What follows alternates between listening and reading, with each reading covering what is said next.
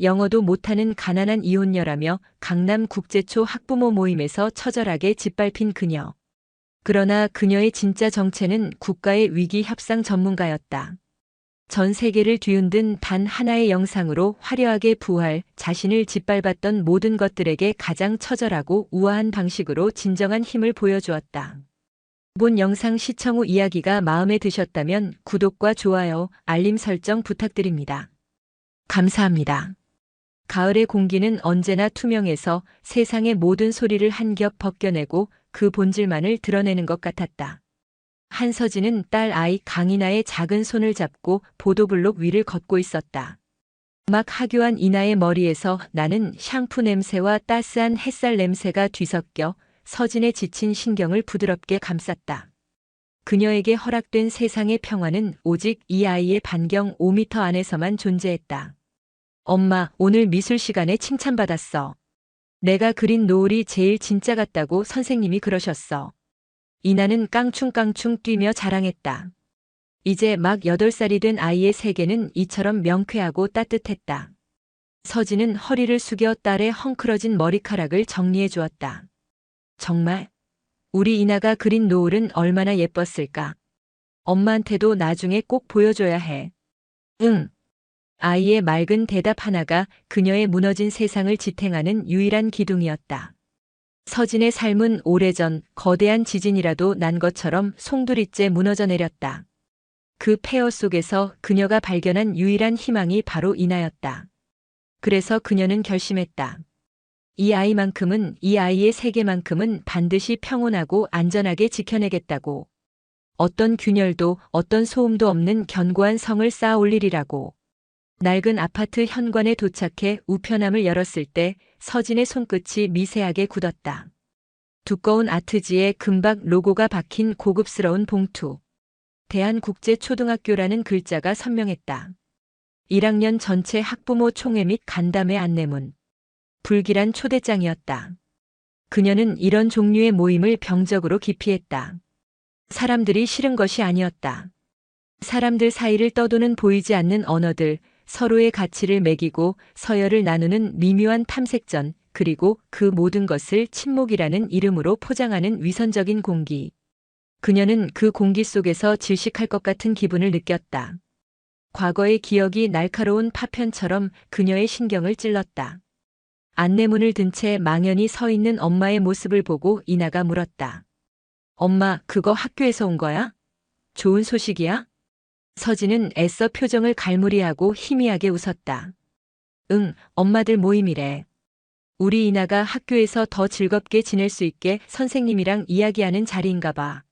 와, 그럼 엄마 꼭 가야겠다. 가서 지훈이 엄마랑도 인사하고 예은이 엄마랑도 인사해줘. 지훈이, 예은이. 딸의 입에서 나오는 친구들의 이름을 들으니 거절할 수가 없었다.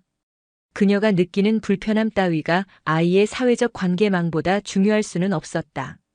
아이의 세계를 지키기 위해서는 때로 어른들의 세계에 기꺼이 발을 들여놓아야만 했다. 그것이 엄마라는 이름의 무게였다.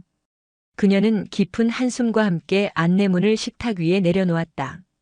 며칠 뒤로 예정된 간담회 날짜가 마치 사형 선고일처럼 무겁게 다가왔다.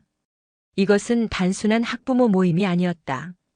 그녀가 그토록 벗어나고자 했던, 그녀를 올감했던 바로 그 세상으로 다시 한번 걸어 들어가는 일이었다. 그녀는 다가올 운명을 예감하며 밤새 뒤척였다. 그녀가 쌓아 올린 성벽에 작지만 분명한 균열이 생기기 시작한 순간이었다. 간담회 당일 한서진은 옷장 앞에서 한참을 망설였다. 그녀의 옷은 대부분 무채색에 디자인이 거의 없는 실용적인 옷들이었다. 자신을 드러내지 않고 군중 속에 완벽하게 스며들기 위한 그녀만의 보호색이었다. 그녀는 가장 평범해 보이는 짙은 회색 니트와 검은색 바지를 골랐다. 머리는 단정하게 묶고 화장기 없는 얼굴에는 옅은 크림만 발랐다. 그녀의 목표는 단 하나, 강이나의 유령 엄마가 되는 것이었다. 대한국제초등학교의 교문에 들어서는 순간 서진은 자신이 다른 행성의 불시착한 이방인이 된 듯한 기분을 느꼈다. 학교 건물은 고풍스러운 석조 외벽에 통유리가 어우러져 마치 잘 지어진 미술관 같았다. 주차장에는 번쩍이는 검은색 세단들이 조금의 흐트러짐도 없이 정렬되어 있었다. 그 차들에서 내리는 여자들은 약속이라도 한 듯 최신 유행의 명품 옷과 가방으로 무장하고 있었다. 그들에게 이 자리는 간담회가 아니라 그들의 계급과 부를 과시하는 사교장이었다. 1학년 일반 교실. 아이들의 작은 책상과 의자가 놓인 공간은 어른들의 욕망으로 가득 차 있었다. 은은하게 퍼지는 값비싼 향수 냄새, 가죽 가방이 스치는 소리, 그리고 가식적인 웃음소리가 공기를 무겁게 채웠다. 서진은 이나의 자리를 찾아 구석에 조용히 앉았다. 그녀의 존재는 마치 화려한 유화 속에 잘못 떨어진 먹물 한 방울처럼 이질적이었다. 그녀의 귀로 온갖 대화들이 소음처럼 쏟아져 들어왔다. 세라 씨, 그 목걸이 이번 시즌 신상이네. 역시 빨라. 난 웨이팅 리스트에도 못 올렸는데. 어머, 혜원 씨도 참. 우리 그이가 사과하는 의미로 사주더라고. 지난주에 기념일인 줄도 모르고 자기 혼자 요트 파티에 갔지 뭐야. 목말려 정말. 대화의 중심에는 단연 윤세라가 있었다. 그녀는 지훈의 엄마였다. 완벽하게 관리된 몸매에 잡지 화보에서 막 튀어나온 듯한 세련된 옷차림. 그녀는 이 작은 왕국의 여왕처럼 보였다. 그녀의 말 한마디, 손짓 하나에 주변 여자들의 시선이 집중되었다. 최회원은 그 여왕의 가장 충실한 시녀처럼 보였다. 그녀는 윤세라의 모든 말에 과장된 감탄사를 붙이며 분위기를 띄웠다. 담임 교사의 딱딱한 설명이 끝나고 자유로운 간담회 시간이 되자 교실은 본격적인 욕망의 전시장이 되었다. 윤세라가 자연스럽게 대화의 주도권을 잡았다. 요즘 애들 교육 정말 보통 아니죠? 특히 외국어는 어릴 때 감을 못 잡으면 평생 고생이잖아요. 우리 지훈이는 지금 원어민 튜터 3명이랑 수업해요. 영어, 중국어, 그리고 프랑스어. 곧 스페인어도 시작해야 할까봐. 그녀의 말에 여기저기서 감탄과 부러움이 섞인 탄식이 터져나왔다. 대단하다 정말. 우리는 겨우 영어 하나 붙여놨는데. 하긴 지훈이 아버님이 워낙 글로벌하게 사업하시니까. 그 정도는 기본이겠지. 서진은 묵묵히 고개를 숙인 채 손톱만 만지작거렸다. 그녀는 이 대화에 끼어들고 싶지 않았다. 그녀는 알고 있었다. 이들의 대화는 정보 교류가 목적이 아니었다. 그것은 자신의 사회적 지위를 확인하고 타인과의 격차를 벌리며 안도감을 느끼는 그들만의 의식이었다. 서진은 그저 이 의식이 빨리 끝나기만을 바랐다. 하지만 여왕의 눈은 가장 초라한 신하를 놓치지 않는 법이었다. 윤세라의 날카로운 시선이 정확히 한서진에게로 향했다. 그 눈빛은 마치 엑스레이처럼 서진의 머리부터 발끝까지를 훑었다. 값싼 니트, 브랜드 없는 가방, 화장기 없는 얼굴. 순식간에 견적이 끝났다는 듯 그녀의 입가에 미묘한 조소가 어렸다. 저기 이나 어머님 맞으시죠? 처음 뵙네요. 저는 김지훈 엄마 윤세라예요. 그녀의 목소리는 꿀처럼 달콤했지만 그 안에는 서늘한 칼날이 숨겨져 있었다. 갑작스러운 지목에 교실 안의 모든 시선이 서진에게로 쏠렸다. 서진은 피할 수 없다는 것을 깨닫고 천천히 고개를 들었다. 네, 안녕하세요. 강이나 엄마 한서진입니다. 이나가 참 조용하고 예쁘더라고요. 근데 어머님, 이나 아버님은 오늘 안 오셨나 봐요? 다들 부부 동반으로 오셨는데. 첫 번째 탐색 질문이었다. 서진은 짧게 숨을 들이마셨다. 네. 아이 아빠는 일이 바빠서요. 저 혼자 왔습니다. 그녀는 따로 지낸다는 말 대신 거짓말을 선택했다. 그 편이 더 이상의 질문을 막을 수 있을 거라 생각했다. 하지만 그것은 순진한 착각이었다. 윤세라는 마치 굶주린 맹수처럼 다음 질문을 던졌다. 아, 그러시구나. 아버님은 무슨 일 하세요? 우리 애들이 같은 반인데 부모들끼리도 서로 알아두면 좋잖아요. 이것은 더 이상 질문이 아니었다. 계급을 확인하려는 노골적인 요구였다. 서진은 등에서 식은땀이 흐르는 것을 느꼈다. 뭐라고 대답해야 할까? 그녀의 과거, 그녀의 진짜 모습을 이 자리에서 드러낼 수는 없었다. 그냥 작은 무역회사에 다녀요. 아, 그러세요? 윤세라는 짧게 대답하며 옆에 앉은 최회원과 의미심장한 눈빛을 교환했다. 그 눈빛은 명백히 이렇게 말하고 있었다. 꺼봐, 별 볼 일 없을 줄 알았어. 분위기를 감지한 최 회원이 거들고 나섰다. 어머, 이나 어머님은 따로 일 안 하시고 집에만 계시는구나. 부럽다. 저는 제 사업체 관리하랴, 애 챙기랴 하루가 어떻게 가는지 모르겠는데. 전업주부라는 낙인이 찍혔다. 곧이어 능력 없는 여자라는 다음 낙인이 이어졌다. 대화의 주제는 자연스럽게 영어 교육으로 넘어갔다. 윤세라는 마치 확인 사살이라도 하듯 다시 서진에게 질문을 던졌다. 이나는 영어 공부 따로 시키는 거 있으세요? 우리 학교 애들은 기본적으로 영어 유치원 출신들이라 일반 아이들이 따라가기 좀 벅찰 텐데. 엄마가 영어를 좀 하시면 집에서 봐주기라도 할 텐데 힘드시겠어요? 그 말은 너무나 교묘하고 잔인했다. 너는 가난하고 능력 없으니 내 아이도 뒤처질 수밖에 없다는 저주와도 같았다. 서진은 입술을 깨물었다. 목구멍까지 치밀어 오르는 말을 억지로 삼켰다. 이 자리에서 그녀가 할 수 있는 반박은 아무것도 없었다. 그녀의 분노는 오직 그녀 자신만을 핥힐 뿐이었다. 그녀의 침묵은 곧 긍정으로 해석되었다. 한서진. 강남의 명문 국제초등학교에 아이를 보냈지만 정작 남편의 직업도 제대로 말하지 못하고 자신은 값싼 옷을 입고 다니며 아이의 영어 교육 하나 제대로 시키지 못하는 무능하고 가난한 엄마. 보이지 않는 낙인이 그녀의 이마에 선명하게 새겨지는 순간이었다. 주변의 동정과 경멸이 뒤섞인 시선 속에서 서진은 투명인간이 된 기분이었다. 아니, 투명인간보다 더 비참했다. 그녀는 모두에게 보이지만 아무도 그녀를 제대로 보려고 하지 않았다. 간담회가 끝나고 집으로 돌아오는 길 서진은 운전대를 잡은 손이 가늘게 떨리는 것을 느꼈다. 귓가에는 윤세라의 교활한 목소리와 다른 엄마들의 가식적인 웃음소리가 이명처럼 맴돌았다. 모욕감과 분노 그리고 깊은 무력감이 그녀의 온몸을 짓눌렀다. 왜 반박하지 못했을까? 왜 그 자리에서 당당하게 맞서지 못했을까? 하지만 그녀는 알고 있었다.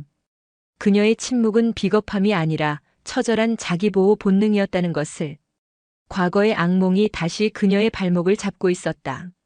집에 도착해 이나를 재우고 서진은 홀로 거실에 앉아 와인을 따랐다. 쓴 액체가 목을 타고 넘어가는 순간 굳게 닫아두었던 과거의 문이 열렸다. 불과 몇 년 전 그녀의 이름은 한서진이 아니었다. 그녀는 대한민국 유력 대선 주자였던 강현민 의원의 외아들 강민준의 아내였다. 사람들은 그녀를 현대판 신데렐라라고 불렀다. 명문대 통번역 대학원을 수석으로 졸업한 재원과 유력 가문의 후계자의 만남. 모든 것이 동화 같았다. 하지만 동화 속 궁전은 화려한 감옥이었다. 시어머니는 그녀의 머리부터 발끝까지 말투와 걸음걸이 하나하나를 가문의 격에 맞게 뜯어고치려 했다. 넌 이제 한서진이 아니야. 넌 강현민 의원의 며느리다. 너의 모든 말과 행동이 우리 가문의 얼굴이라는 걸 명심해. 그녀는 숨이 막혔다. 그녀의 의견, 그녀의 생각은 존재하지 않았다. 그녀는 그저 잘 만들어진 인형이 되어야 했다. 남편 강민주는 방패가 되어주지 못했다. 그는 아버지의 그늘 아래서 단 한 번도 스스로의 힘으로 서본 적 없는 유약한 남자였다. 그는 오히려 서진에게 가문의 뜻에 순응하라고 강요했다. 사건은 강현민 의원의 대선을 한 달 앞두고 터졌다. 한 언론사와의 공식 인터뷰 자리. 기자가 서진에게 남편의 병역 비리 의혹에 대해 어떻게 생각하냐고 물었다. 서진은 시댁에서 미리 준비해준 모범 답안 대신 자신의 소신을 말했다. 저는 제 남편을 믿습니다. 하지만 만약 의혹의 작은 부분이라도 사실이라면 그는 국민 앞에 투명하게 해명하고 책임져야 할 것입니다. 그것이 공직자 가족의 의무라고 생각합니다. 그 한마디가 모든 것을 끝장냈다. 다음 날 신문 일면은 강현민 며느리, 남편 병역 비리 인정? 이라는 자극적인 헤드라인으로 도배되었다. 상대 후보 측은 이것을 호재로 삼아 맹공을 퍼부었고 강현민 의원의 지지율은 곤두박질 쳤다. 그날 밤 시아버지 강현민은 서진의 뺨을 때렸다. 이 천박한 것, 내년 하나 때문에 내가 평생을 바친 모든 것이 무너졌다. 시어머니는 그녀의 머리채를 잡고 흔들었고 남편은 차가운 눈으로 그녀를 바라보며 말했다. 당신이라는 존재 자체가 우리 집안의 리스크야. 더는 감당할 수 없겠어. 그녀는 갓 돌이 지난 이나를 품에 안고 맨몸으로 쫓겨났다. 이혼 서류에는 성격 차이라는 위선적인 단어가 적혀 있었다. 위자료는 없었다. 대신 아이의 미래를 위해 입을 다물라는 협박이 따랐다. 그 후로 서진은 자신의 모든 것을 지웠다. 이름을 바꾸고 아무도 자신을 알아보지 못하는 동네로 이사했다. 그녀는 다시는 세상의 주목을 받지 않으리라. 그 누구의 아내나 며느리가 아닌 오직 강인아의 엄마로만 살아가리라 맹세했다. 그림자처럼 소리 없이. 오늘 학부모 모임에서 느꼈던 모욕감은 과거의 그 끔찍한 기억에 비하면 아무것도 아니었다. 그녀는 이나를 지키기 위해서라면 이보다 더한 수모도 감당할 수 있었다. 그녀의 침묵은 패배가 아니라 딸을 위한 가장 강력한 방패였다. 그 그림자의 무게를 기꺼이 짊어지는 것, 그것이 그녀의 숙명이었다.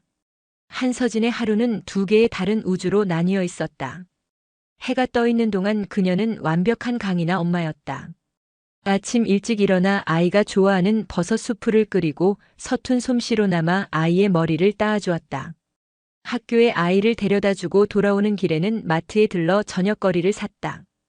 오후에는 놀이터 벤치에 앉아 아이가 친구들과 노는 모습을 지켜보았다. 그녀의 곁에는 늘 다른 엄마들이 있었다.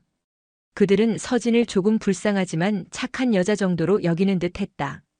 이나 엄마 혼자 애 키우기 정말 힘들지? 무슨 일 있으면 언제든 말해. 우리가 도와줄게. 그들의 동정 어린 말에 서진은 그저 희미하게 웃으며 고개를 끄덕일 뿐이었다. 그녀는 그들의 세계에 깊이 섞이지도 그렇다고 완전히 겉돌지도 않으며 아슬아슬한 경계를 유지했다. 윤세라와 그녀의 무리들은 서진을 노골적으로 무시했다. 그들은 학교 앞에서 마주쳐도 인사조차 하지 않거나 보란듯이 자기들끼리 명품 쇼핑백을 자랑하며 서진을 없는 사람 취급했다. 서진은 그 모든 것을 묵묵히 견뎠다. 하지만 이나가 잠든 깊은 밤이 되면 서진의 또 다른 우주가 열렸다.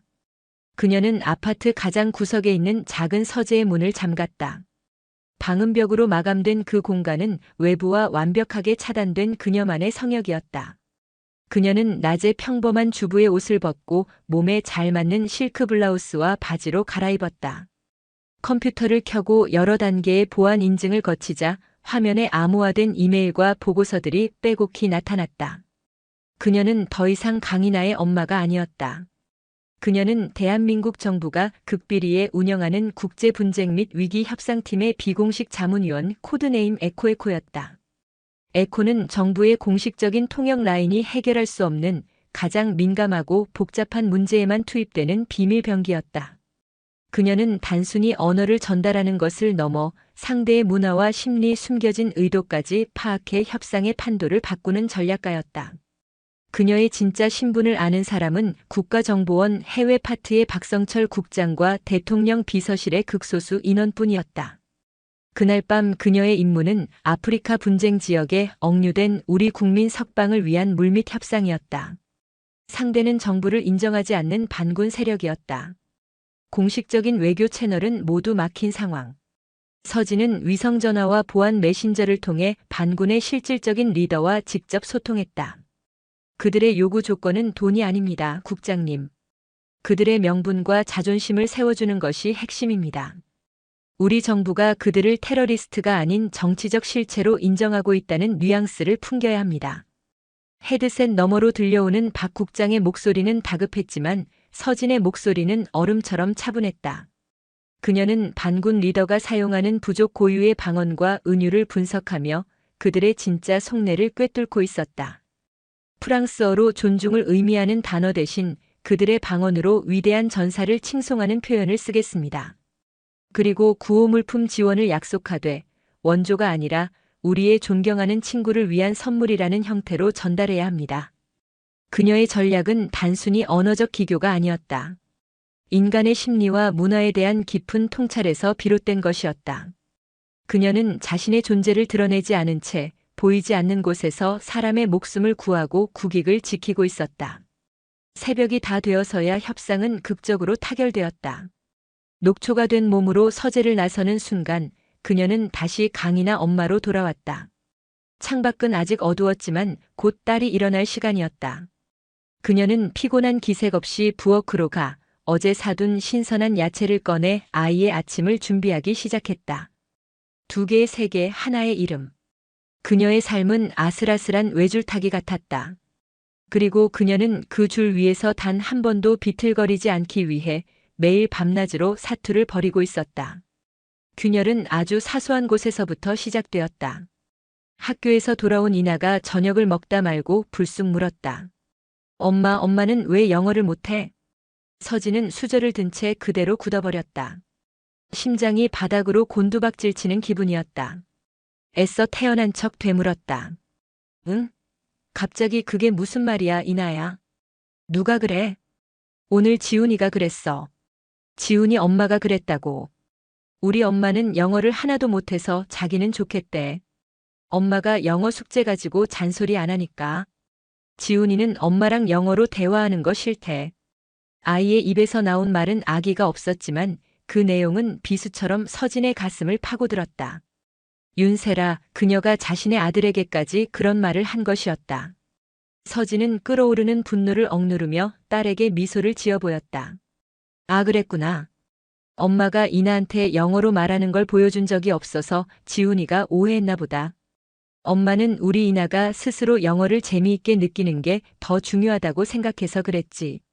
그래도 지훈이는 가끔 프랑스 말도 쓰는데 엄청 멋있어 보여. 나는 영어를 잘 못해서 조금 창피했어. 이나의 시무룩한 얼굴을 보는 순간 서진은 가슴이 무너져 내렸다. 그녀가 딸을 지키기 위해 선택한 침묵과 위장이 오히려 딸에게 상처와 수치심을 주고 있었던 것이다. 내가 정말 옳은 일을 하고 있는 걸까? 그녀의 신념이 처음으로 흔들리기 시작했다. 며칠 뒤 학교에서 학부모 재능기부 수업이 열렸다. 요리사 아빠는 아이들과 함께 쿠키를 만들었고 화가 엄마는 그림 그리는 법을 가르쳤다. 그리고 윤세라는 생활 속 영어 배우기라는 주제로 수업을 진행했다. 서진은 복도 뒤편에서 그 모습을 지켜보고 있었다. 윤세라는 유창한 발음으로 아이들과 영어 노래를 부르고 게임을 하며 수업을 이끌었다. 아이들은 즐거워했고 다른 엄마들은 부러움 섞인 눈으로 그녀를 바라보았다. 그녀는 완벽하고 능력 있는 엄마의 표본처럼 보였다. 수업이 끝나고 복도로 나온 윤세라는 서진과 눈이 마주쳤다. 그녀는 기다렸다는 듯이 다가와 비아냥거렸다. 어머, 이나 엄마. 구경하셨어요? 별거 아니에요. 이 정도는 요즘 엄마들 기본이지. 이나 엄마는 재능기부 신청 안 했어요? 하긴 딱히 할 만한 재능이 없으시려나. 뜨개질 같은 거라도 하시지 그랬어요. 그녀의 말에 주변에 있던 최회원 무리가 까르르 웃음을 터뜨렸다. 그 순간 교실에서 나온 이나가 서진의 옷자락을 잡아당겼다. 엄마, 지훈이 엄마 진짜 멋있다. 그치?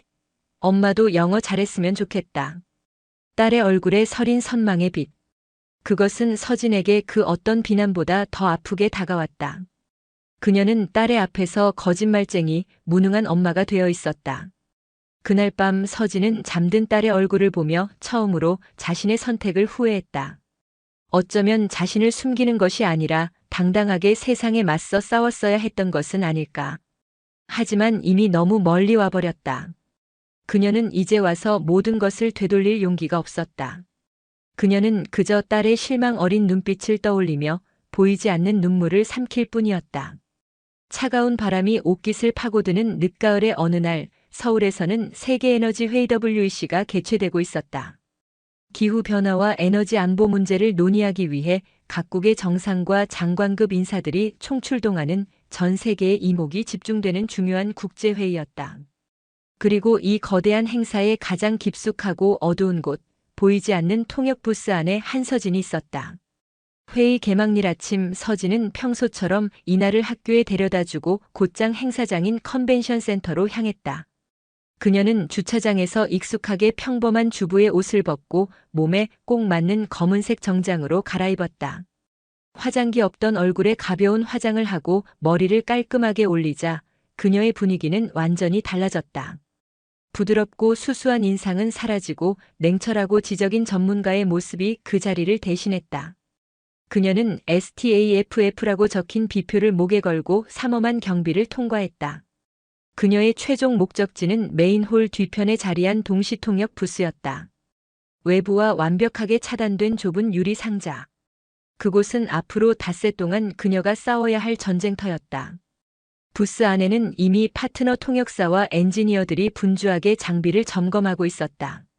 서진은 자리에 앉아 헤드셋을 끼고 마이크를 테스트했다. 그녀의 목소리는 한치의 떨림도 없었다. 책상 위에는 오늘 논의될 의제와 관련된 수백 페이지 분량의 자료집이 놓여 있었다. 지난 몇 주간 밤을 새워가며 통째로 외우다시피 한 내용들이었다. 원자력 발전의 최신 기술 동향, 탄소 배출권 거래제의 법적 쟁점, 각국의 미묘한 정치적 입장까지 그녀의 머릿속에는 거대한 데이터베이스가 완벽하게 구축되어 있었다. 잠시 후 컨퍼런스 홀에 각국 대표단이 입장하기 시작했다. 카메라 플래시가 쉴 새 없이 터지고 장내에는 팽팽한 긴장감이 감돌았다. 서진은 깊게 심호흡을 했다. 지금부터 그녀는 한서진이 아니었다. 그녀는 오직 연사의 입에서 나오는 말을 가장 정확하고 신속하게 다른 언어로 전달하는 목소리이자 그림자가 될 뿐이었다. 회의의 시작을 알리는 의장의 개회사가 헤드셋을 통해 울려 퍼졌다. 그리고 첫 번째 기조연설자인 미국 에너지부 장관이 연단에 섰다. 그의 입이 열리는 순간 서진의 입도 거의 동시에 열렸다. 존경하는 의장님, 그리고 각국 대표단 여러분. 오늘 우리는 인류의 지속 가능한 미래라는 중차대한 과제 앞에 서 있습니다. 그녀의 입에서는 한치의 망설임도 없는 유려한 한국어가 흘러나왔다. 그것은 단순히 영어를 한국어로 바꾸는 기계적인 작업이 아니었다. 연사의 목소리 톤, 강조하는 부분, 심지어 연설의 리듬과 호흡까지 그대로 살려내는 완벽한 언어의 빙의였다. 부스 밖의 누구도 그녀의 존재를 의식하지 못했지만 그녀는 지금 이 순간 대한민국을 대표해 세계와 소통하는 가장 중요한 창구 역할을 하고 있었다. 그녀의 진짜 무대가 바로 그곳에 있었다. 회의는 사흘째까지 순조롭게 진행되는 듯 했다. 각국 대표들은 준비된 원고에 따라 자국의 입장을 발표했고 여러 언어의 통역 부스는 거대한 기계의 톱니바퀴처럼 맞물려 돌아갔다. 한서진 역시 자신의 차례마다 완벽하게 임무를 수행했다. 그녀는 오히려 이 극도의 긴장감 속에서 안정감을 느꼈다. 이 안에서는 누구도 그녀를 강이나 엄마나 무능한 전업주부로 보지 않았다. 오직 그녀의 능력만이 그녀의 가치를 증명했다. 문제는 넷째 날 오후 녹색 기술 이전과 지적 재산권 보호를 주제로 한 특별 세션에서 터져나왔다. 이 세션은 사전 원고 없이 즉석에서 벌어지는 끝장 토론 형식으로 진행되었다. 통역사들에게는 그야말로 지옥의 시간이었다. 분위기는 시작부터 험악했다. 기술 패권을 두고 첨예하게 대립하고 있던 미국과 중국의 대표가 날 선 발언을 주고받기 시작했다. 미국 대표는 선진국의 기술을 정당한 대가 없이 이전받으려는 일부 개발도상국들의 태도를 기술에 대한 약탈적 접근이라며 강하게 비판했다. 누가 봐도 중국을 겨냥한 발언이었다. 그러자 중국 대표가 즉각 반박에 나섰다. 그의 얼굴은 분노로 붉게 상기되어 있었다. 그는 과거의 환경오염으로 불을 축적한 선진국들이 이제 와서 녹색 기술을 무기로 후발주자의 성장을 가로막는 것은 위선이라고 목소리를 높였다. 특히 그는 중국의 고사와 철학적 비유를 섞어가며 미국의 논리를 교묘하게 비판했다. 바로 그 순간이었다. 중국어의 영어를 담당하던 베테랑 통역사의 목소리가 미세하게 흔들렸다. 중국 대표가 사용한 각주구검, 배에 금을 긋고 칼을 찼다이라는 고사성어의 뉘앙스를 제대로 옮기지 못하고 머뭇거린 것이다. 단순한 직역으로는 그 안에 담긴 시대의 변화를 읽지 못하는 어리석음이라는 비판적 함의를 전달할 수 없었다. 아주 짧은 순간의 침묵. 하지만 그 파장은 거대했다. 미국 대표는 어색하게 통역된 문장을 듣고 고개를 갸웃거렸고 중국 대표는 자신의 의도가 제대로 전달되지 않았다는 사실에 더욱 격앙되어 목소리를 높였다. 양측의 오해가 쌓이면서 이성적인 토론은 감정적인 싸움으로 번질 일촉즉발의 위기 상황에 놓였다. 상황의 심각성을 파악한 통역부스 총괄 책임자인 박성철 국장의 다급하고 낮은 목소리가 서진의 인이어에 꽂혔다. 에코. 에코 듣고 있나? 지금 즉시 중국어 의영어 채널로 전환해. 코드 레드 상황이다. 자네가 맡아줘야겠어. 서진의 심장이 쿵 하고 내려앉았다. 그녀의 담당은 한국어 의영어 채널이었다. 타 언어 채널에 갑작스럽게 투입되는 것은 극히 이례적인 일이었다. 하지만 그녀는 단 1초도 망설이지 않았다. 그녀는 자신의 채널 버튼을 끄고 중국어 의영어 채널의 버튼을 눌렀다. 그녀의 앞에는 이제껏 경험해보지 못한 거대한 파도가 밀려오고 있었다. 그녀의 인생을 송두리째 바꿔놓을 운명의 3분이 시작되고 있었다. 한서진의 헤드셋으로 격앙된 중국 대표의 목소리가 폭포수처럼 쏟아져 들어왔다. 그는 더욱 복잡하고 현학적인 표현을 동원해 미국을 맹공하고 있었다. 이것은 하룻강아지가 범 무서운 줄 모르는 격이며 스스로의 무덤을 파는 어리석음의 극치입니다. 역사는 당신들의 오만함을 똑똑히 기억할 것입니다. 서진의 입이 열렸다. 그녀의 목소리는 놀랍도록 차분하고 명료했다. 전임 통역사의 흔들리는 목소리와는 질적으로 달랐다. 그녀는 단순히 단어를 변환하는 수준을 넘어 중국어 특유의 비유와 격언에 담긴 문화적 맥락과 감정의 결까지 완벽하게 영어로 재창조해냈다. 막혔던 소통의 혈관이 뚫리는 순간이었다. 미국 대표의 얼굴에서 의아한 표정이 사라지고 날카로운 이해의 빛이 떠올랐다. 그는 비로소 중국 대표의 발언에 담긴 진짜 의미를 이해하고 고개를 끄덕이며 반박 논리를 준비하기 시작했다. 서진의 활약은 여기서 그치지 않았다.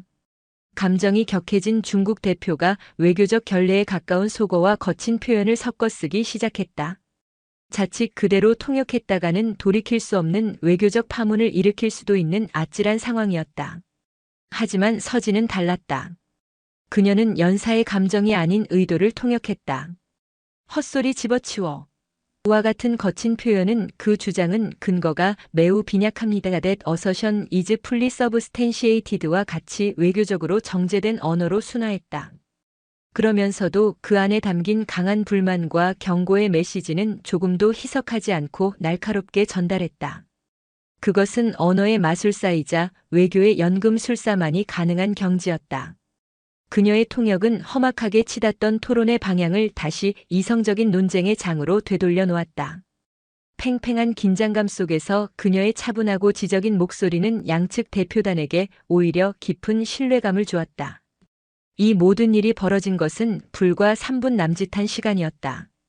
컨퍼런스 홀 뒤편에서 이 모든 과정을 생중계하던 방송사 중계 PD는 이 기적과도 같은 상황에 완전히 매료되었다. 그는 연단을 비추던 메인 카메라 대신 통역 부스를 비추던 예비 카메라의 화면을 송출하기 시작했다. 화면에는 검은 정장 차림의 한 동양 여성이 헤드셋을 낀 채 엄청난 집중력으로 한 손으로는 빠르게 핵심 단어를 메모하며 다른 한 손으로는 침착하게 마이크에 말을 하는 모습이 클로즈업되었다.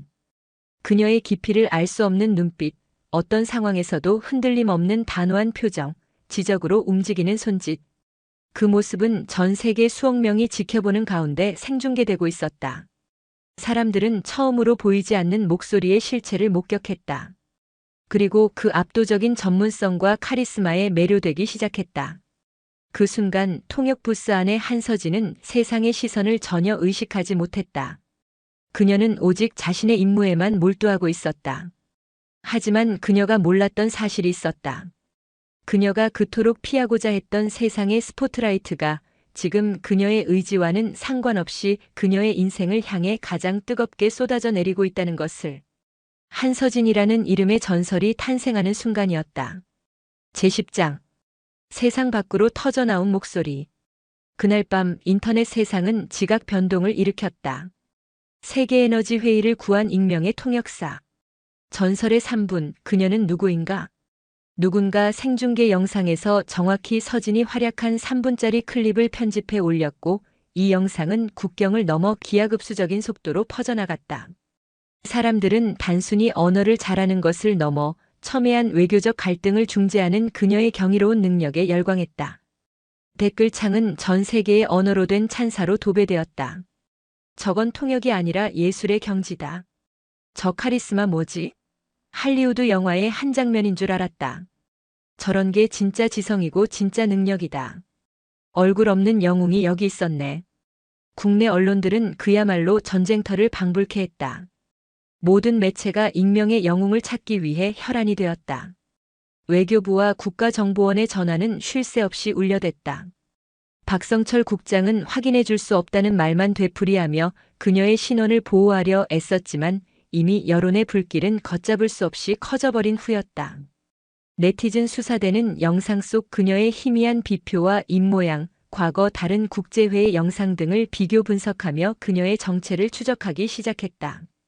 결국 한 유력 언론사가 청와대 핵심 관계자의 비공식적인 확인을 거쳐 다음 날 아침 단독 특종을 터뜨렸다.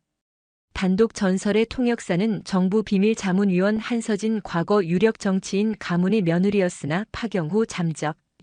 기사는 폭발력이 엄청났다. 그녀가 4개 국어에 능통한 수재라는 사실, 정부의 비공식 위기 협상 전문가로 활동해왔다는 사실과 함께 그녀가 과거 강현민 의원의 며느리였다가 파경을 맞았다는 사적인 이야기까지 적나라하게 까발려졌다. 기사는 그녀를 비운의 여인이자 숨겨진 영웅으로 극적으로 묘사했다. 온 세상이 그녀의 이야기로 떠들썩했다. 한서진이라는 이름은 순식간에 대한민국에서 가장 뜨거운 이름이 되었다.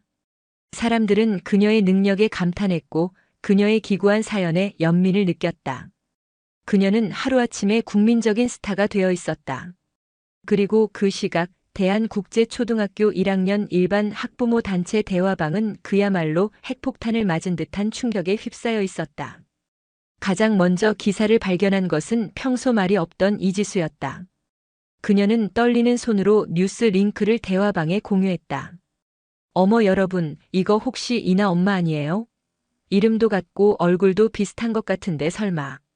링크를 클릭한 엄마들의 프로필 사진 옆으로 읽음 확인 숫자 1이 빠르게 사라져갔다. 잠시 동안 대화방에는 아무도 말을 잇지 못했다. 그 정적은 곧 경악과 불신으로 가득 찬 메시지들로 채워지기 시작했다. 세상에 말도 안 돼. 이 사람이 그 한서진이라고. 강현민 의원 며느리였다고. 어쩐지 뭔가 분위기가 평범하지 않더라니. 그럼 그동안 우리를 다 속인 거야? 4개 국어? 정부 비밀 자문? 이게 다 무슨 소리야? 엄마들은 기사에 나온 한서진의 화려한 이력과 사진, 그리고 자신들이 영어 한마디 못하는 무능한 이혼녀라고 무시했던 이나 엄마를 필사적으로 연결시키려 애썼다. 그들의 머릿속은 대혼란에 빠졌다. 그 중에서도 가장 큰 충격을 받은 것은 단연 윤세라였다. 그녀는 자신의 스마트폰 화면을 몇 번이고 껐다 켰다. 영상 속에서 전 세계를 상대로 압도적인 카리스마를 뿜어내는 저 여자가 자신이 벌레 보듯 쳐다보던 그 한서진이라는 사실을 도저히 믿을 수 없었다. 자신이 그토록 자랑했던 아들 지훈이의 프랑스어는 저 여자가 구사하는 언어의 깊이와 격에 비하면 어린아이의 옹알이 수준에 불과했다. 자신이 그토록 과시했던 다이아몬드 목걸이와 명품 가방은 국가의 명운을 걸고 세계를 무대로 뛰는 저 여자의 삶에 비하면 너무나 초라하고 천박한 것이었다. 윤세라의 얼굴이 새하얗게 질렸다. 그동안 자신이 서진에게 던졌던 모욕적인 말들이 귀에서 환청처럼 울렸다. 딱히 할 만한 재능이 없으시려나. 엄마가 영어를 못하면 애 봐주기 힘들 텐데. 그 말들은 이제 날카로운 부메랑이 되어 그녀 자신의 심장을 정확하게 겨누고 있었다. 부끄러움과 당혹감에 얼굴이 불타는 것 같았다. 그녀는 대화방에 아무런 글도 남기지 못한 채 그저 멍하니 화면만 바라볼 뿐이었다. 자신이 쌓아 올린 금빛 세 장이 한순간에 무너져 내리는 소리가 들리는 듯 했다. 충격의 밤이 지나고 단체 대화방의 분위기는 180도 바뀌어 있었다. 경악과 불신은 이제 교활한 자기 변명과 책임 전가로 변질되어 있었다. 어제의 동지들은 오늘의 적이 되었다. 가장 먼저 포문을 연 것은 윤세라의 충실한 시녀였던 최 회원이었다. 어머 세상에. 난 정말 몰랐네. 세라 씨는 동창도 아니면서 왜 그렇게 이나 엄마를 잘 아는 척했던 거야? 뭔가 아는 사이인 줄 알았잖아. 그녀는 교묘하게 모든 책임을 윤세라에게 떠넘기며 자신은 순진한 피해자였던 척 연기했다. 어젯밤까지만 해도 윤세라의 말에 가장 열렬히 동조했던 그녀였다. 다른 엄마들도 기다렸다는 듯이 가세했다. 맞아요. 우린 그냥 세라 씨가 하는 말만 듣고 그런 줄 알았죠. 사람이 어떻게 그래요? 어쩐지 이나 엄마 뭔가 기품이 남다르다 했어. 우리가 너무 큰 실수를 한 것 같아요. 정말 죄송해서 어쩌지. 그들의 위선적인 사과는 한서진을 향한 것이 아니었다. 그것은 자신들의 체면을 지키고 다가올 후폭풍에서 살아남기 위한 비굴한 몸부림이었다. 화살은 이제 정확히 윤세라를 향했다. 그녀는 졸지에 잘난 여자를 질투해서 없는 말을 지어내고 따돌림을 주도한 악녀가 되어버렸다. 윤세라는 대화방에 쉴 새 없이 올라오는 메시지들을 보며 손을 부들부들 떨었다. 배신감에 피가 거꾸로 솟는 것 같았다. 하지만 그녀는 아무런 반박도 할 수 없었다. 모든 것이 사실이었으니까. 그녀가 먼저 서진을 무시했고 그녀가 먼저 서진에 대한 편견을 퍼뜨렸다. 그녀가 넋을 놓고 있는 사이 남편 김태섭에게서 전화가 걸려왔다. 그의 목소리는 얼음장처럼 차가웠다. 인터넷 기사 봤어. 당신 대체 무슨 짓을 하고 다닌 거야? 그 여자랑 같은 학부모라며? 내가 당신한테 우리 회사 이미지 관리하라고 신신당부했을 텐데. 일개 학부모 모임에서조차 처신을 그따위로 해서 내 얼굴에 똥칠을 해? 여보, 그게 아니라 난 정말 몰랐어. 몰랐으면 다야? 사람 보는 눈이 그렇게 없나? 멍청한 건지 사악한 건지. 당분간 밖에 나가지 말고 집에 처박혀 있어. 내 눈에 띄지 마. 전화는 일방적으로 끊겼다. 윤세라는 휴대폰을 든 채 그대로 주저앉았다. 그녀가 의지했던 모든 것들이 그녀를 떠나고 있었다. 부와 명예를 가져다 준 남편, 자신을 여왕처럼 떠받들던 친구들. 그 모든 것이 신기루처럼 사라지고 있었다. 그녀는 깨달았다. 자신이 가졌다고 믿었던 그 모든 것들은 사실 그녀의 것이 아니었다. 그것은 남편의 돈과 지위가 만들어준 허상이었다. 그 허상이 거치자 그녀에게 남은 것은 아무것도 없었다. 텅 빈 껍데기뿐인 자기 자신만 덩그러니 남아있었다. 추락은 이제 시작이었다. 그녀는 자신이 얼마나 깊은 나락으로 떨어지게 될지 감히 상상조차 할 수 없었다. 그 와중에도 그녀의 머릿속에는 단 하나의 생각만이 맴돌았다. 한서진, 대체 넌 정체가 뭐야? 그것은 순수한 의문이 아니었다. 자신의 모든 것을 앗아간 존재에 대한 공포와 원망, 그리고 지독한 질투가 뒤섞인 절규였다. 다음 날 아침 한서진은 세상이 뒤집혔다는 사실을 모르는 사람처럼 평소와 다름없이 이나의 손을 잡고 학교로 향했다. 인터넷과 방송은 온통 그녀의 이야기로 떠들썩했지만 그녀의 표정은 호수처럼 고요했다. 그녀는 여전히 강이나의 엄마였다. 학교 앞에 도착하자 공기의 온도가 완전히 달라져 있다는 것을 느낄 수 있었다. 이전에 무관심하고 싸늘했던 공기는 사라지고 어색하고 뜨거운 열기가 그녀를 감싸고 있었다. 모든 학부모들이 그녀를 힐끔거리며 수군댔다. 그 시선에는 더 이상 무시나 동정이 아닌 경외와 놀라움, 그리고 어떻게든 말을 걸어보고 싶어하는 노골적인 호기심이 가득했다. 어머, 이나 어머님. 아니, 서진 씨. 안녕하세요. 이전에는 눈인사조차 건성으로 하던 최 회원이 100m 전방에서부터 달려와 과장된 인사를 건넸다. 그녀의 얼굴에는 어색한 미소가 잔뜩 걸려 있었다. 뉴스 봤어요. 정말 너무너무 멋있으세요. 세상에, 같은 학부모라는 게 제 어깨가 다 으쓱하네요. 저희가 그것도 모르고 혹시라도 말실수한 건 없었는지 모르겠어요. 호호호. 그녀의 호들갑스러운 태도에 서진은 속으로 쓴웃음을 지었다. 하지만 겉으로는 담담하게 대답했다. 별 말씀을요. 저도 그냥 똑같은 학부모인데요, 뭘. 그녀의 겸손한 태도는 오히려 그녀를 더욱 신비롭고 대단한 사람처럼 보이게 만들었다. 다른 엄마들도 벌떼처럼 그녀 주위로 모여들었다. 서진 씨, 피부 관리는 어떻게 하세요? 역시 지적인 일을 하셔서 그런지 기품이 남다르세요. 저희 남편이 이번에 미국으로 출장을 가는데 혹시 현지에서 조심해야 할 문화 같은 거 있으면 조언 좀 해주실 수 있을까요? 그들의 관심은 순수하지 않았다. 그들은 서진이라는 개인에게 관심이 있는 것이 아니라 국제적인 인맥과 정보를 가진 셀러브리티에게 관심이 있는 것이었다. 서진은 이 상황이 며칠 전 윤세라에게 무시당하던 그 순간보다 더 불편하고 위선적으로 느껴졌다.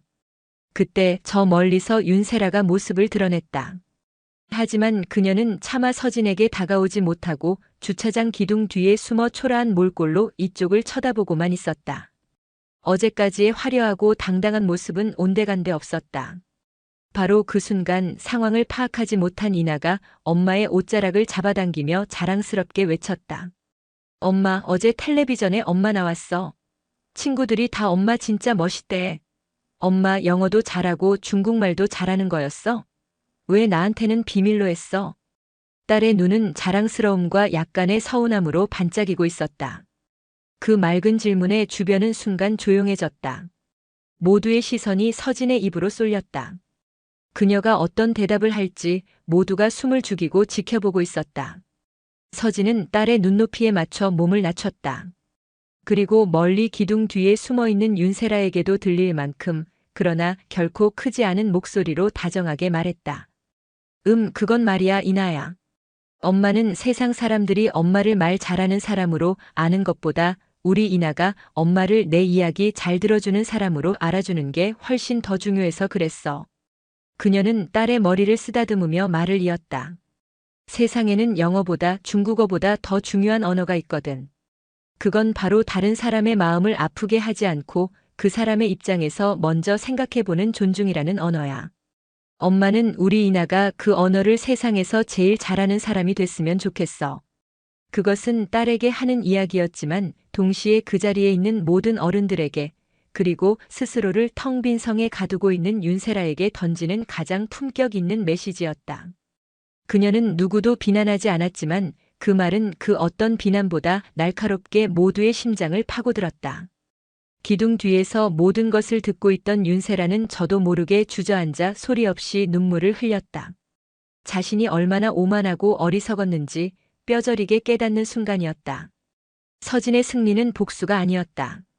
그것은 비교할 수 없는 격의 차이에서 오는 완벽한 승리였다. 한서진의 세상은 이제 거대한 폭풍의 눈 한가운데에 놓여 있었다. 그녀의 의지와는 상관없이 세상은 그녀를 가만두지 않았다. 언론사들은 그녀의 집 앞까지 찾아와 진을 쳤고 방송사들은 천문학적인 출연료를 제시하며 섭외 전쟁을 벌였다. 그녀의 과거, 그녀의 사생활, 심지어 딸 이나의 신상까지 무분별하게 노출되었다. 그녀가 가장 두려워했던 일이 현실이 된 것이다. 그녀는 딸을 지키기 위해 다시 한번 문을 걸어 잠갔다. 이나를 학교에 보내는 대신 당분간 가정학습을 하기로 결정했다. 그녀는 이 모든 소란이 빨리 지나가기만을 바랐다. 하지만 폭풍은 쉽게 잦아들지 않았다. 이번에는 그녀가 몸담았던 세계에서 새로운 위기가 시작되었다. 그녀의 과거 행적이 드러나면서 그녀가 관여했던 몇몇 극비 협상의 세부 내용이 억측과 함께 언론에 오르내리기 시작했다. 특히 그녀가 강현민 의원의 며느리였다는 사실은 그녀의 모든 공적인 활동에 정치적인 색안경을 씌웠다. 야당에서는 즉각 논평을 내고 전 정권의 비선 실세였던 강현민 의원의 며느리가 국가 안보와 관련된 민감한 정보에 접근했다는 사실 자체만으로도 심각한 문제라며 국정조사를 요구하고 나섰다. 여당 내에서도 그녀의 존재를 부담스러워하는 기류가 형성되었다. 박성철 국장에게서 다급한 연락이 왔다. 그는 당분간 모든 활동을 중단하고 절대 외부의 모습을 드러내지 말라고 신신당부했다. 미안하네, 서진아. 내가 어떻게든 막아보려 했는데 일이 너무 커졌어. 자네의 존재가 정치적 공방의 빌미가 되어버렸어. 일단 이 폭풍이 지나갈 때까지는 죽은 듯이 엎드려 있게. 서진은 씁쓸하게 웃었다. 그녀는 세상을 구한 영웅이 된 지 불과 며칠 만에 나라를 뒤흔든 스캔들의 주인공이 되어 있었다. 대중의 찬사는 언제 그랬냐는 듯 의심과 비난으로 바뀌어가고 있었다. 그녀는 다시 한번 깨달았다. 세상의 인정과 평판이라는 것이 얼마나 허무하고 변덕스러운 것인지를. 엎친 데 덮친 격으로 그녀를 내쫓았던 전시댁, 강현민 의원 측에서 내용 증명이 날아왔다. 과거 혼인 관계 중에 알게 된 공적, 사적 비밀을 누설할 경우 모든 민영 사상의 책임을 묻겠다는 경고장이었다. 그들은 서진이 자신들의 비리를 폭로할까봐 전전긍긍하고 있었다. 서진은 사면초가에 놓였다. 세상은 그녀를 영웅이라 불렀지만 정작 그녀는 집안에 갇힌 포로 신세였다. 그녀가 지키려 했던 것은 딸 아이의 평범한 일상이었는데 이제는 자신의 생존 자체를 걱정해야 할 처지가 되었다. 그녀는 창밖을 내다보았다. 아파트 단지 입구에 진을 치고 있는 기자들의 카메라 렌즈가 섬광처럼 빛났다. 과거의 악몽이 대자비처럼 그녀를 덮쳐왔다. 그녀는 과연 이 거대한 폭풍 속에서 자신과 딸을 지켜낼 수 있을까? 그림자 속에 머물고자 했던 그녀의 소망은 이제 거대한 파도에 휩쓸려 산산조각 나고 있었다.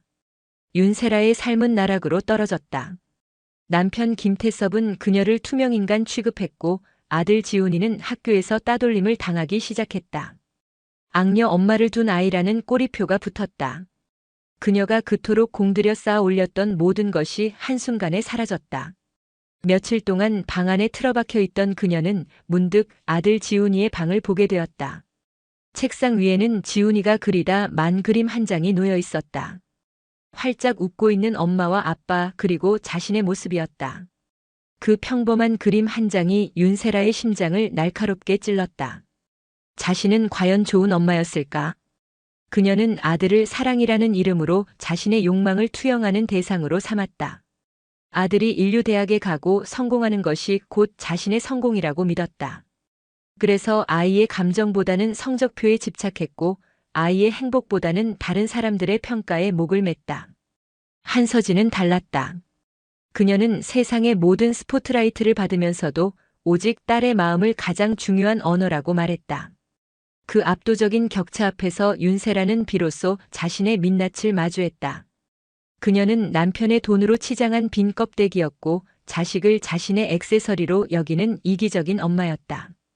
그날 저녁 지훈이가 울면서 집으로 돌아왔다.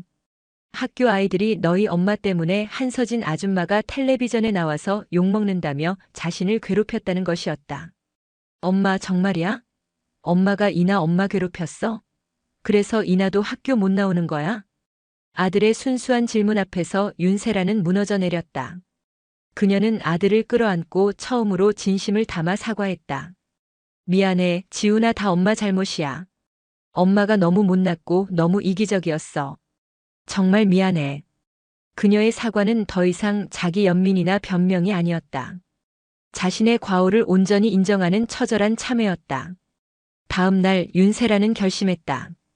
그녀는 변호사를 찾아가 남편 김태섭에게 이혼 소송을 제기했다. 위자료나 재산 분할은 중요하지 않았다. 그녀는 오직 아들 지훈이의 양육권만을 요구했다. 그녀는 더 이상 남편의 돈과 그늘에 기생하는 삶을 살고 싶지 않았다. 비록 초라하고 힘들지라도 자신의 두 발로 서서 아들에게 부끄럽지 않은 엄마가 되고 싶었다. 그녀는 또한 용기를 내어 한서진의 아파트 앞으로 찾아갔다. 기자들이 진을 치고 있는 것을 보고 차마 들어가지 못하고 아파트 경비실에 작은 편지 한 통과 자그마한 선물 상자를 맡겼다. 편지에는 이렇게 적혀 있었다. 서진 씨에게 어떤 말로도 제 잘못을 씻을 수 없다는 것을 압니다. 저는 당신에게 그리고 당신의 소중한 따님에게 씻을 수 없는 상처를 주었습니다. 이제 와서 용서를 구하는 것은 제 욕심일 뿐이겠지요. 다만 이것 하나만은 알아주셨으면 합니다. 당신 덕분에 저는 제 삶이 얼마나 거짓되고 망가져 있었는지를 깨달았습니다. 당신이 제게 보여준 품격과 진심은 제 인생을 송두리째 흔들었습니다. 이 모든 소란이 당신 때문이 아니라 저의 어리석음과 시기심 때문에 벌어진 일이라는 것을 압니다. 어떻게든 제가 도울 수 있는 일이 있다면, 그래서 당신의 억울함이 조금이라도 풀릴 수 있다면 어떤 일이든 하겠습니다. 부디 당신과 당신의 따님이 하루빨리 평온을 되찾기를 진심으로 기도하겠습니다. 선물 상자 안에는 이나가 가장 좋아한다고 말했던 캐릭터가 그려진 아기자기한 필통과 색연필 세트가 들어있었다. 윤세라는 무너진 자신의 성벽 앞에서 비로소 진정한 의미의 첫걸음을 내딛고 있었다. 한서진을 향한 정치적 공세가 거세지던 어느 날 상황을 반전시키는 예기치 못한 사건이 터졌다. 국가정보원 해외 파트의 익명의 내부 고발자가 한 탐사보도 전문 매체에 충격적인 정보를 제보한 것이다. 그 정보는 바로 3년 전 아프리카에서 발생했던 선교단 피랍 사건의 비하인드 스토리였다. 당시 정부는 공식적으로는 외교적 노력을 통해 선교단을 구출했다고 발표했다. 하지만 진실은 달랐다. 실제로는 반군과의 협상이 모두 결렬되어 인질들이 처형될 위기에 처했을 때 당시 마쿠에서 활동하던 에코, 즉 한서진이 반군 리더의 심리를 역이용하는 기상천외한 전략으로 인질들을 구출했다는 것이었다. 제보자는 당시 협상 녹취록의 일부와 관련 보고서를 함께 공개했다. 녹취록에는 서진의 침착하고 논리적인 목소리가 고스란히 담겨 있었다. 그녀는 반군 리더에게 돈이나 무기를 제안하는 대신 그의 부족이 겪고 있는 풍토병을 퇴치할 의료진과 의약품을 선물로 보내겠다는 제안을 했다. 그리고 그의 아들이 앓고 있는 희귀병에 대한 최신 치료 정보를 제공하며 그의 마음을 움직였다. 그녀는 협상가를 넘어 한 명의 인간으로서 상대에게 접근했던 것이다. 이 보도가 나가자마자 여론은 다시 한번 들끓었다. 하지만 이번에는 그 방향이 정반대였다. 이게 나라를 위해 헌신한 사람에게 할 짓인가? 정치 싸움에 국가 영웅을 제물로 삼으려 하다니 부끄러운 줄 알아라. 서진을 비난하던 정치인들은 순식간에 역풍을 맞았다. 특히 그녀를 전 정권의 비선 실세라며 공격했던 야당 의원들은 국민적인 비난의 대상이 되었다. 이 모든 것을 기획한 것은 박성철 국장이었다. 그는 서진이 억울하게 매장당하는 것을 더 이상 지켜볼 수 없었다. 그는 자신의 직위를 걸고 극비 정보를 언론에 흘리는 위험한 도박을 감행한 것이었다. 박 국장은 서진에게 비밀리에 전화를 걸어왔다. 서진아, 놀랐나? 이 방법밖에 없었어. 때로는 진실을 지키기 위해 더러운 싸움도 해야 하는 법이야. 국장님 괜찮으시겠어요? 이러다 국장님까지 위험해지시면. 내 걱정은 말게. 난 어차피 곧 옷 벗을 나이야. 하지만 자네는 달라. 자네는 이 나라에 꼭 필요한 사람이야. 이 기회에 아예 세상 밖으로 나와. 더 이상 그림자 속에 숨지 마. 자네의 능력을 온 세상 사람들이 알게 해. 그것이 자네를 공격하려는 자들을 막는 가장 확실한 방법이야. 박 국장의 말은 서진의 마음을 흔들었다. 숨는 것만이 능사가 아니었다. 때로는 자신의 존재를 드러내고 정면으로 맞서는 것이 스스로를 지키는 가장 강력한 무기가 될 수 있었다. 그때 또 다른 반격이 시작되었다. 윤세라였다. 그녀는 자신의 변호사를 통해 언론사의 공식적인 입장문을 발표했다. 한서진 씨에 대한 모든 루머는 나의 질투심에서 비롯된 거짓이며 내가 학부모들 사이에서 따돌림을 주도했다고 모든 사실을 고백한 것이다. 그녀는 서진에게 진심으로 사죄하며 자신의 발언으로 피해를 입은 모든 분들께 용서를 구한다고 밝혔다. 그녀의 용기 있는 고백은 서진을 둘러싼 마지막 의혹의 불씨마저 꺼뜨려 버렸다. 서진은 이제 비운의 스캔들 주인공이 아니라 부당한 공격과 음해를 이겨낸 불굴의 영웅으로 대중의 뇌리에 각인되었다. 보이지 않는 곳에서 그녀를 지키기 위해 시작된 그림자들의 반격. 그 반격은 서진의 인생을 새로운 국면으로 이끌고 있었다. 그녀는 이제 선택해야 했다. 다시 그림자 속으로 돌아갈 것인가 아니면 세상의 빛 속으로 당당히 걸어나갈 것인가. 세상의 모든 오해가 풀리고 그녀를 향한 응원의 목소리가 최고조에 달했을 때 한서진은 마침내 세상 앞의 모습을 드러냈다. 그녀는 자신을 둘러싼 수많은 방송사의 인터뷰 요청 중 가장 신뢰도 높은 시사 다큐멘터리 프로그램의 단독 인터뷰에 응하기로 결정했다. 촬영날 서진은 더 이상 자신을 감추지 않았다. 그녀는 평소 입던 무채색 옷 대신 부드러운 아이보리색 원피스를 입었다. 단정하지만 자신감 있는 모습이었다. 카메라 앞에 앉은 그녀의 표정은 놀랍도록 평온했다. 진행자는 조심스럽게 물었다. 지난 몇 주간 정말 힘든 시간을 보내셨습니다. 지금 심경이 어떠십니까? 서진은 희미하게 미소 지으며 대답했다. 괜찮습니다. 어두운 터널을 지나온 기분입니다.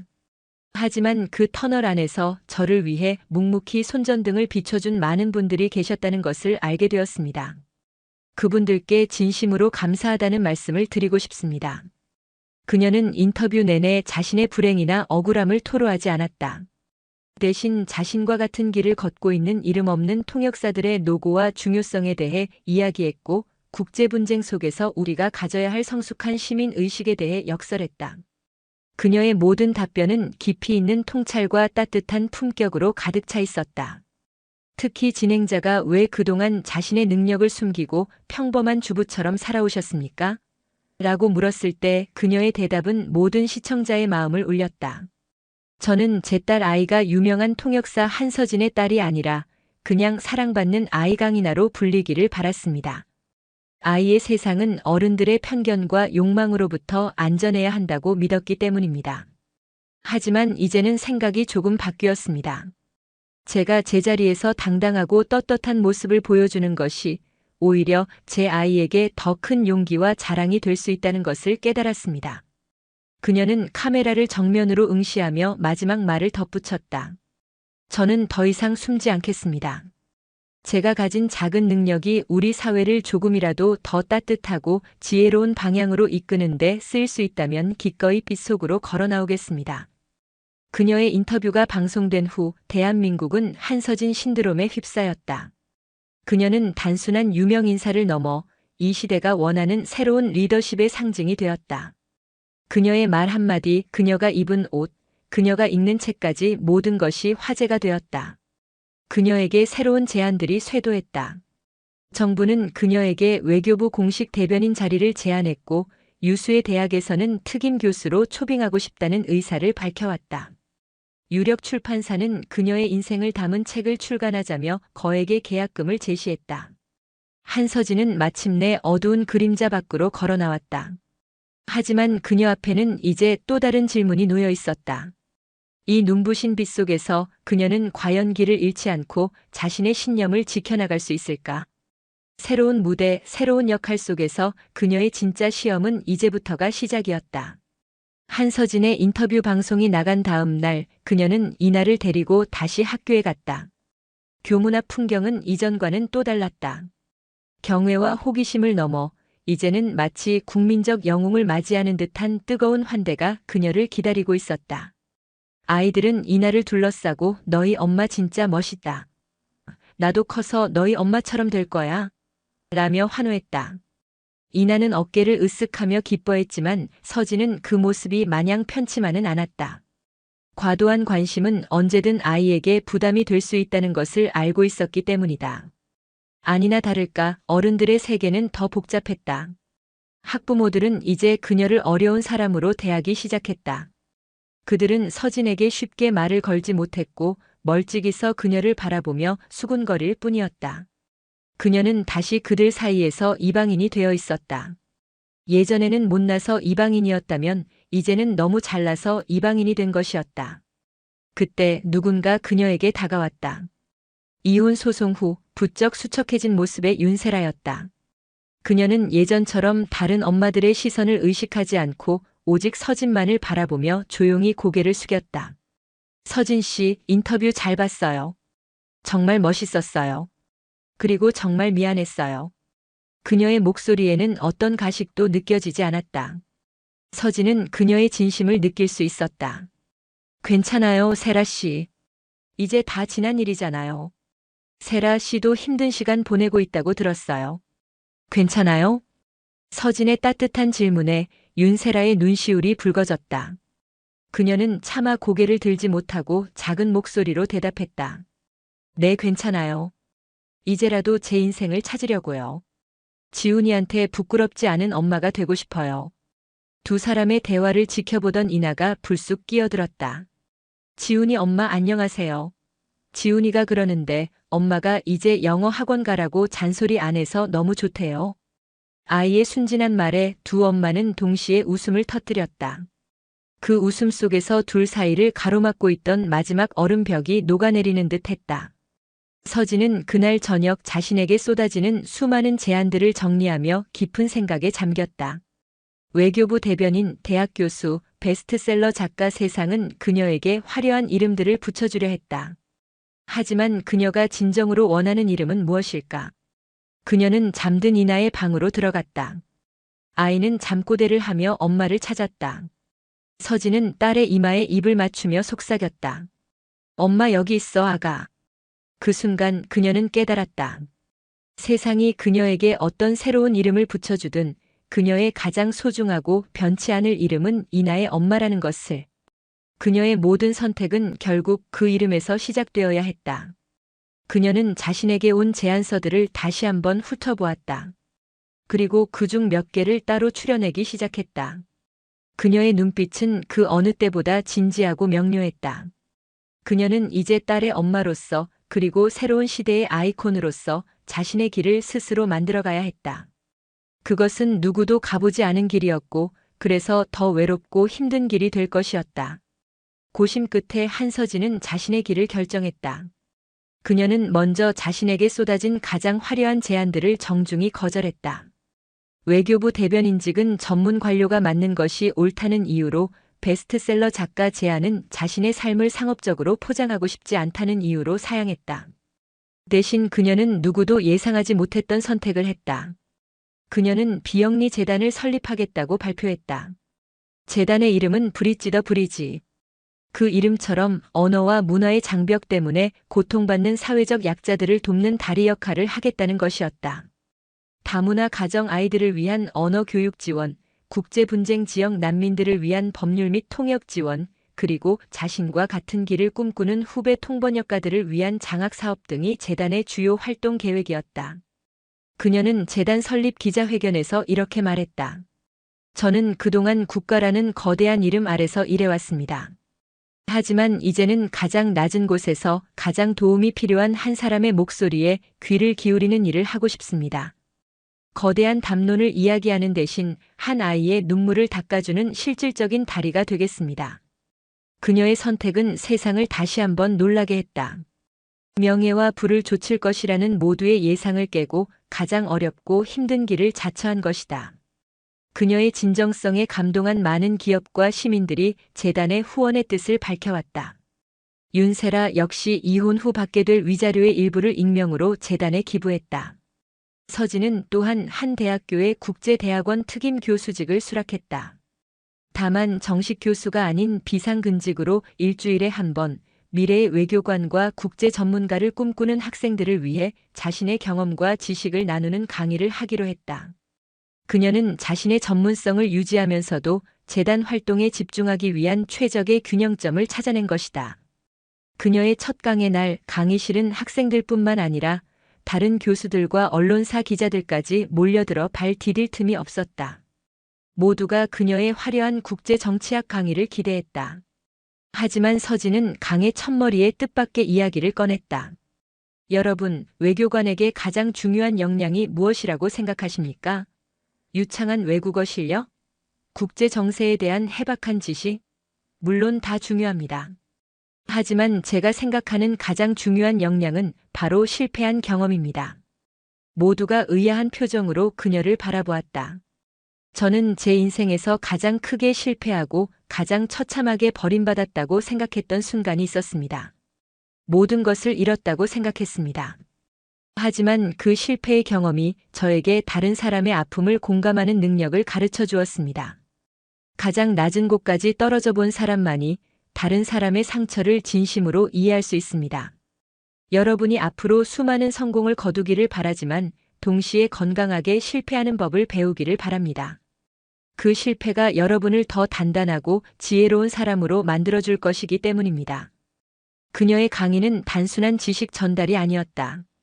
자신의 삶으로 증명해낸 깊은 울림과 통찰이 있었다. 학생들은 그녀의 이야기에 완전히 매료되었다. 한서진은 자신만의 방식으로 자신만의 속도로 새로운 길을 만들어가고 있었다. 그녀는 더 이상 누군가의 아내도 비밀스러운 그림자도 아니었다. 그녀는 사회의 아픔을 보듬는 실천가였고 미래 세대에게 영감을 주는 멘토였다. 그리고 그 모든 역할의 중심에는 사랑하는 딸 이나에게 부끄럽지 않은 엄마가 되고 싶다는 그녀의 간절한 소망이 자리하고 있었다. 재단 설립과 대학 강의로 바쁜 나날을 보내던 어느 날 서진은 자신의 집 우편함에서 낯선 편지 한 통을 발견했다. 발신인의 주소는 그녀가 그토록 잊고 싶었던 과거, 그녀를 내쫓았던 전 시댁의 주소였다. 보낸 사람은 남편이었던 강민준이었다. 서진의 심장이 차갑게 내려앉았다. 그녀는 편지를 뜯어보지도 않고 서랍 깊숙한 곳에 넣어버렸다. 또다시 무슨 협박이나 경고를 하려는 것일까? 그녀는 과거의 망령과 더 이상 엮이고 싶지 않았다. 하지만 며칠 동안 편지는 마치 살아있는 생물처럼 그녀의 마음속을 떠나지 않았다. 이대로 외면하는 것이 과연 옳은 일일까? 그녀는 결국 큰 마음을 먹고 서랍을 열어 편지를 꺼내들었다. 떨리는 손으로 봉투를 뜯었다. 편지지의 내용은 의외로 짧았다. 서진에게. 내가 나오는 방송, 기사 모두 보고 있다. 참 대단하고 또 자랑스럽다. 그리고 미안하다. 그때 나는 너무 어렸고 아버지의 그늘 아래서 아무것도 스스로 결정할 수 없는 겁쟁이였다. 너를 지켜주지 못했고 오히려 너에게 더 큰 상처를 주었다. 평생을 후회하고 자책하며 살았다. 최근 아버지가 많이 편찮으시다. 뇌종양 말기 판정을 받으셨다. 남은 시간이 얼마 없다고 한다. 아버지가 돌아가시기 전에 딱 한 번만 너와 이나를 보고 싶어 하신다. 물론 내가 우리를 용서할 수 없다는 것을 안다. 염치 없는 부탁이라는 것도 안다. 하지만 아버지는 매일 밤 너의 이름을 부르며 눈물로 밤을 지새우신다. 내게 받은 상처를 생각하면 이런 부탁을 하는 것조차 죄악이겠지. 하지만 마지막으로 딱 한 번만 기회를 줄 수는 없겠니? 만나서 용서를 구하고 싶다는 것이 아니다. 그저 멀리서나마 이나의 얼굴을 한번 보고 너에게 진심으로 사죄하고 싶을 뿐이다. 답장은 하지 않아도 좋다. 내가 나타나지 않아도 나는 너의 결정을 존중하겠다. 못난 전남편 민준이가. 서진은 편지를 다 읽고 한참 동안이나 자리에 못 박힌 듯 앉아 있었다. 강민준의 편지는 그녀가 예상했던 것과는 전혀 다른 내용이었다. 그 안에는 변명이나 위선 대신 서툴지만 진솔한 후회와 참회가 담겨 있었다. 그녀의 마음이 복잡하게 요동쳤다. 강현민 의원. 자신의 인생을 송두리째 망가뜨린 남자. 그를 용서할 수 있을까? 아니, 용서하고 싶지 않았다. 하지만 죽음을 앞둔 노인이 자신의 손녀를 보고 싶어 한다는 그 마지막 소원을 과연 매정하게 외면할 수 있을 법한 일일까? 이것은 이나에게도 중요한 문제였다. 이나는 자신의 친할아버지와 아버지를 만날 권리가 있었다. 서진이 자신의 상처 때문에 그 권리를 빼앗는 것은 또 다른 이기심이 아닐까? 그녀는 밤새 잠을 이루지 못했다. 과거의 상처와 현재의 책임감 사이에서 그녀는 또다시 어려운 선택의 기로에 놓였다. 그녀가 내리는 결정은 그녀의 과거를 완전히 떠나보내거나 혹은 영원히 그 과거에 얽매이게 만들 수도 있는 중요한 분기점이 될 것이었다. 며칠을 고심하던 한서진은 마침내 결정을 내렸다. 그녀는 강민준에게 직접 전화를 걸었다.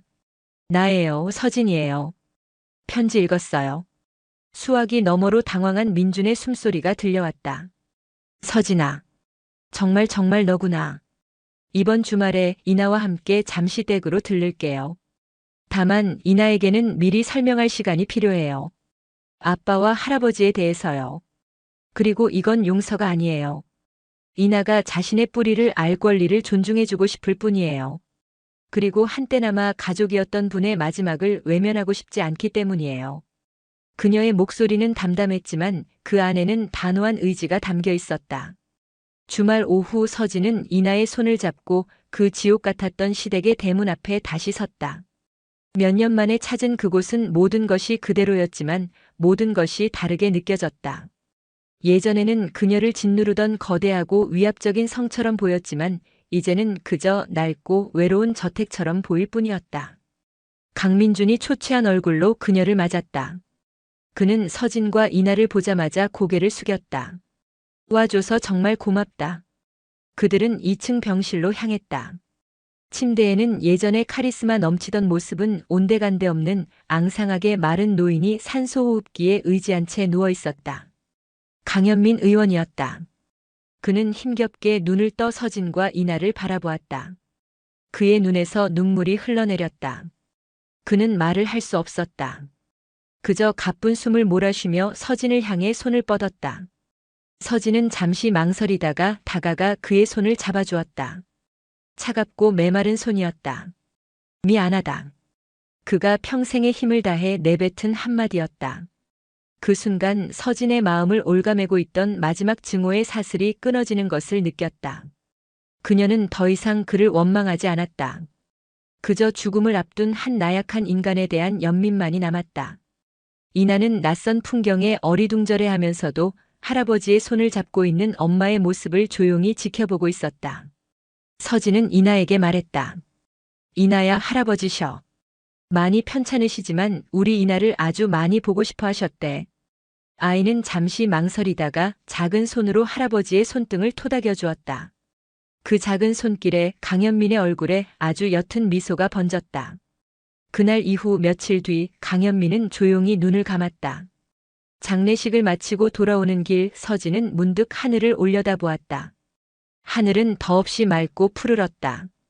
그녀는 비로소 깨달았다. 진정한 용서는 상대를 위한 것이 아니라 바로 자기 자신을 위한 것이라는 것을. 증오와 상처의 기억 속에 갇혀있던 스스로를 해방시키는 마지막 열쇠라는 것을. 그녀는 이제 완벽하게 자유로워졌다. 과거로부터, 사람들의 시선으로부터, 그리고 자기 자신을 올가매던 상처로부터. 그녀의 곁에는 사랑하는 딸 이나가 있었고 그녀의 앞에는 그녀가 스스로 만들어갈 빛나는 길이 펼쳐져 있었다. 그녀는 이제 어떤 폭풍이 몰아쳐도 흔들리지 않을 것이다. 그녀 자신이 바로 폭풍을 뚫고 나아가는 단단한 배의 선장이 되었기 때문이다. 그녀의 진짜 인생은 이제부터가 시작이었다.